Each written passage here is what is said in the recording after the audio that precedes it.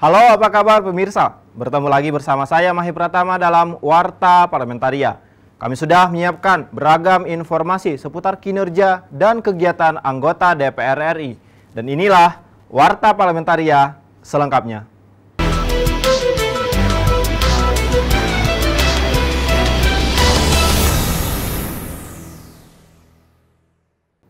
Badan Akuntabilitas Keuangan Negara atau BAKN DPR RI menyatakan opsi perubahan bentuk subsidi energi kepada nelayan amat dimungkinkan. Hal ini dimaksud agar subsidi yang diberikan pemerintah lebih tepat sasaran. Hal tersebut mengemuka dalam rapat antara BAKN DPR RI, Pemkab Subang, dan perwakilan Koperasi Nelayan dalam rangka kunjungan kerja spesifik ke Kabupaten Subang, Jawa Barat. Anggota BAKN DPR RI Ahmad Najib Kodratullah mengungkapkan, format subsidi energi yang ada saat ini harus diubah, di mana tidak lagi diberikan kepada objek subsidi, namun diberikan kepada perorangan. Ya, secara umum kita melihat permasalahannya memang seharusnya subsidi itu langsung saja diberikan kepada orang per orang. Tapi tentu ini harus melalui kajian yang lebih komprehensif, sehingga keputusan yang akan datang itu tidak memunculkan celah-celah yang baru. Itu ya. Anggota BAKN Bahrudin Nasori mengatakan, penyimpangan distribusi BBM energi kepada nelayan nyatanya tidak hanya terjadi di Kabupaten Subang, melainkan di beberapa daerah. Untuk itu, BAKN terus menggali temuan-temuan tersebut sebagai dasar permintaan klarifikasi kepada pemerintah. Mencari yang subsidi susah. Akhirnya mereka ditawarin oleh oknum polisi, ditawarin ini. Disarankan, nelayan harus belajar beli yang non-subsidi. Nah ini jangan-jangan ada permainan, ini kita sedang telusuri. Dari Subang, Jawa Barat, Alda Gustari, TVR Parlemen melaporkan. Indonesia berpotensi mengalami krisis energi jika tidak bisa meningkatkan produksi minyak dan gas dalam 10 tahun ke depan. Pasalnya kebutuhan energi fosil dalam negeri akan terus meningkat seiring bertambahnya aktivitas bisnis dan pergerakan manusia. Ditemui di Gedung Nusantara 1, anggota Komisi 7 Sartono mengatakan, saat ini produksi migas Indonesia belum mampu memenuhi kebutuhan konsumsi dalam negeri. Jumlahnya pun cenderung turun dan tak mencapai target yang dicanangkan pemerintah. Sartono menyarankan pemerintah melakukan percepatan kegiatan eksplorasi dan simplifikasi proses bisnis. Nah, di dalam menghadapi krisis-krisis daripada minyak atau dan gas ini, salah satu caranya ialah kita harus ada suatu langkah besar. Dengan apa itu? Ya, bagaimana membuka seluas-luasnya bekerja sama untuk bagaimana perusahaan-perusahaan yang tertarik kepada investasi di sektor eksplorasi minyak dan gas ini. Sartono menjelaskan, untuk meningkatkan produksi minyak, kegiatan hulu migas harus dijalankan out of the box atau keluar dari bisnis seperti biasanya. Artinya, tidak hanya mengandalkan kegiatan rutin, namun juga harus ada upaya ekstra untuk mencapainya. Nah, dalam hal ini kita khususnya misalnya kalau anggaran dalam sektor migas ini perlu diperkuat di dalam politik anggaran ke depannya gitu, dan kami akan berikan suatu supporting. Andri, TVR Parlemen melaporkan. Komisi 10 DPR RI mengevaluasi program pembelajaran jarak jauh mulai dari pemanfaatan program kuota internet bagi para pendidik dan peserta didik, ketersediaan akses internet di daerah, dan data tentang kepemilikan gawai atau komputer untuk sekolah, sehingga siswa dan guru dapat lebih maksimal menjalankan sistem pembelajaran jarak jauh. Ditemui usai rapat kerja Komisi 10 DPR RI dengan Menteri Pendidikan dan Kebudayaan Republik Indonesia di Gedung Nusantara 1 DPR RI Jakarta, Ketua Komisi 10 DPR RI Syaiful Huda mengatakan masih ada yang perlu dievaluasi dalam sistem pembelajaran jarak jauh, terutama program bantuan kuota internet bagi peserta didik dan pendidik. Prinsipnya secara nasional itu cukup membantu. Nah, tinggal ada beberapa temuan di lapangan, misalnya dari kuota yang diterima siswa 35 GB itu, kan ada porsi-porsinya, porsi 5 GB untuk apa, sisanya untuk apa. Anggota Komisi 10 DPR RI Ferdiansyah mendesak Kementerian Pendidikan dan Kebudayaan segera merealisasikan rekomendasi yang telah dikeluarkan Panitia Kerja Pendidikan Jarak Jauh. Ferdiansyah mendorong Kemendikbud mengeluarkan data tentang kebutuhan tenaga pendidik dan peserta didik dalam proses pembelajaran jarak jauh. Di antaranya ya pemetaan berapa sih jumlah yang memang sudah terkoneksi katakanlah listrik. Berapa sih yang sudah terkoneksi dengan katakanlah layanan internetnya.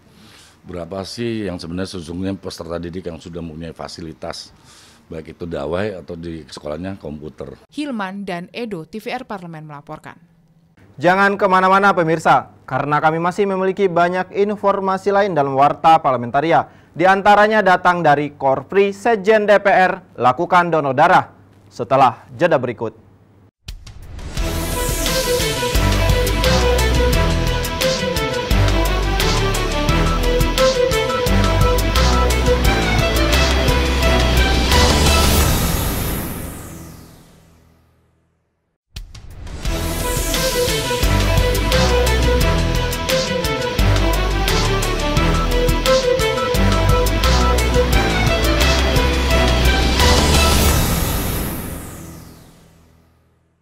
Korps Pegawai Republik Indonesia, Korpri Sekretariat Jenderal DPR RI, bekerjasama dengan Palang Merah Indonesia DKI Jakarta, melaksanakan donor darah secara rutin per 3 bulan di lingkungan Sekjen DPR RI.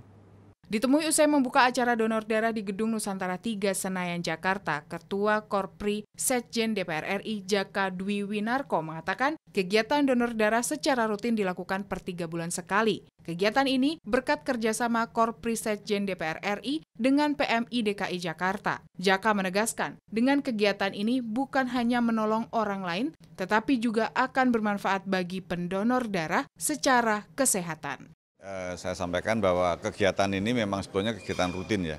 Kegiatan rutin yang setiap 3 bulan sekali pasti kita lakukan. Ini salah satu wujud sebetulnya kepedulian kita dari Korpri dan juga dari KSDD. KSDD itu Keluarga Sehat Donor Darah Parlemen Indonesia, di mana kita peduli pada masalah-masalah sosial yang ada di masyarakat. Salah satunya memang ini kan masalah darah ini kan sangat penting ya. Jaka menambahkan jumlah pendonor darah rata-rata di angka 250-300 pendonor, dan itu hanya dilakukan sekitar 3 jam saja. Kita berharap mudah-mudahan semaksimal mungkin yang kita dapat lah, seberapapun yang ada ini mudah-mudahan sangat bermanfaat, baik untuk yang PMI nanti maupun juga untuk pendonor gitu. Dari Senayan, Jakarta, Mahir dan Dodi, TVR Parlemen melaporkan. Komisi 9 mendorong pemerintah menjabarkan secara gamblang peta jalan vaksinasi COVID-19. Komisi 9 pun meminta Kementerian Kesehatan, BPOM, dan KCPPEN menyampaikan informasi aktual dan valid terkait proses penentuan jenis vaksin dan peta distribusi, termasuk harga dari vaksin COVID-19 yang akan digunakan. Ditemui saat rapat kerja Komisi 9 DPR RI dengan Kementerian Kesehatan, Badan POM, dan Komite Penanganan COVID-19 dan Pemulihan Ekonomi Nasional di Gedung Nusantara 1 Kompleks Parlemen Senayan, Jakarta. Anggota Komisi 9 DPR RI, Anggia Ermarini, menilai pemerintah kurang konsisten menyampaikan informasi perkembangan vaksin COVID-19 kepada masyarakat, sehingga beredar informasi yang simpang siur terkait proses produksi vaksin COVID-19. Itu perlu ada komunikasi yang baik lah untuk masyarakat yang lebih luas lagi. Karena kami nih dari Komisi 9, ini aku agak antusias karena emosi, karena banyak banget pertanyaan-pertanyaan di mana kadang kita juga nggak bisa jawab nih, karena negara sendiri, pemerintah sendiri itu berbeda-beda ininya gitu. Anggota Komisi 9 DPR RI Abidin Fikri menambahkan, Komisi 9 meminta paparan detail proses penentuan dan produksi vaksin COVID-19 kepada stakeholder terkait. Dan perlu penjelasan sosialisasi kepada masyarakat, kepada tokoh masyarakat, bahwa urgensi dari vaksin ini memang sangat dibutuhkan oleh rakyat. Jadi jangan sampai katakanlah itikat baik dan kesungguhan pemerintah untuk melindungi seluruh rakyatnya. Dari Senayan, Jakarta, Amita dan Sanjaya, TVR Parlemen melaporkan. Anggota Komisi 5 DPR RI mendorong Kementerian Perhubungan memperkuat konektivitas antar wilayah, salah satunya dengan membangun jalur kereta api dan pelabuhan feri. Di Gedung Nusantara DPR RI Jakarta, Irmawan mendorong pembangunan jalur kereta api di sejumlah daerah, diantaranya jalur Medang Besitang sampai ke Langsa Aceh. Jika jalur kereta api terwujud, bisa menjadi alternatif masyarakat yang selama ini masih mengandalkan bus yang memakan waktu tempuh cukup lama. Agar pembangunan rel kereta api ini bisa dilanjutkan di tahun 2001 ini sampai ke Langsa ke Aceh, sehingga nanti rel ini bisa dimanfaatkan oleh masyarakat. Ya, paling tidak rel ini nanti akan meningkatkan nilai pertumbuhan ekonomi masyarakat di Aceh dengan berfungsinya nanti rute kereta api. Sementara itu, anggota Komisi 5 DPR RI Syahrul Aidi mendorong Kemenhub melanjutkan pembangunan pelabuhan feri di Dumai, yang merupakan lokasi strategis pelabuhan internasional. Hal ini bertujuan mendukung mobilitas masyarakat menjadi lebih cepat, ditambah segera beroperasinya jalan tol Pekanbaru Dumai. Mendukung kegiatan yang sifatnya ada hubungannya dengan terhubungnya kita dengan Malaysia, yaitu Roro Dumai Malaka. Nah, kalau ini nanti bisa terlaksana, kegiatan Roro Dumai Malaka ini kan orang Malaysia bisa bawa mobil ke Indonesia, orang Indonesia bisa bawa mobil ke Malaysia. Apalagi sekarang tol Dumai Pekanbaru Dumai itu sudah terhubung dan insya Allah dalam waktu dekat akan diresmikan. Nur Fuad dan Ridwan, TVR Parlemen, melaporkan. Pemirsa, kami masih memiliki banyak informasi lain dalam Warta Parlamentaria. Tetaplah bersama kami.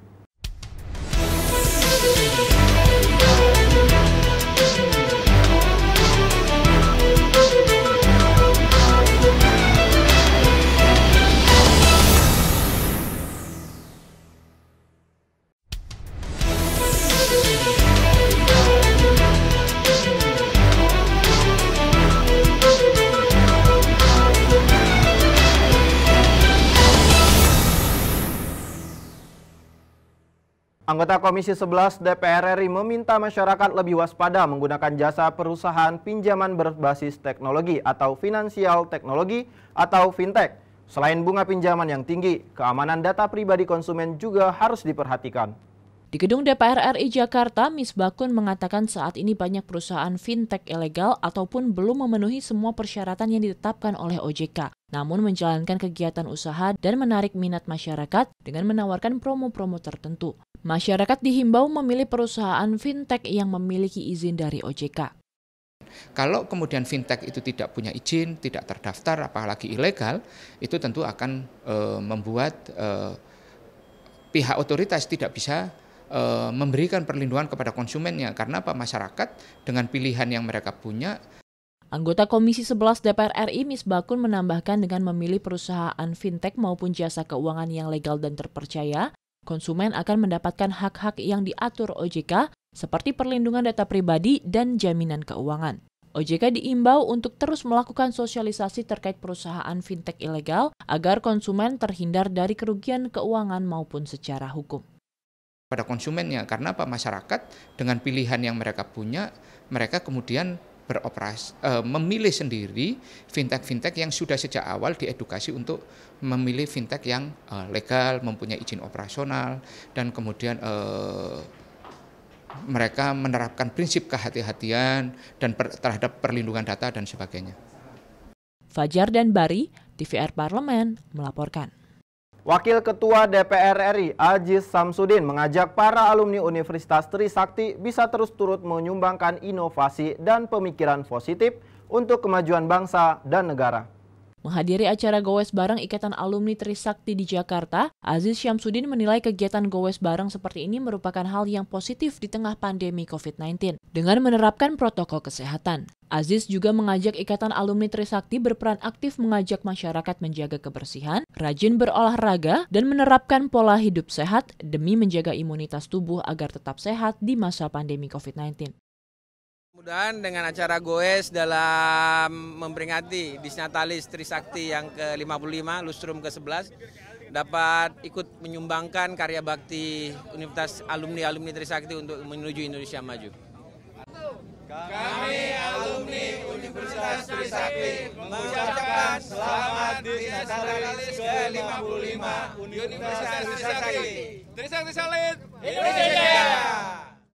Sementara itu, Ketua Umum Ikatan Alumni Trisakti Saidu Solihin mengatakan, kegiatan Gowes Bareng ini selain dalam rangka memperingati Disnatalis ke-55 Universitas Trisakti, juga sebagai ajang memperkuat tali silaturahmi di antara para alumni terutama di masa pandemi COVID-19.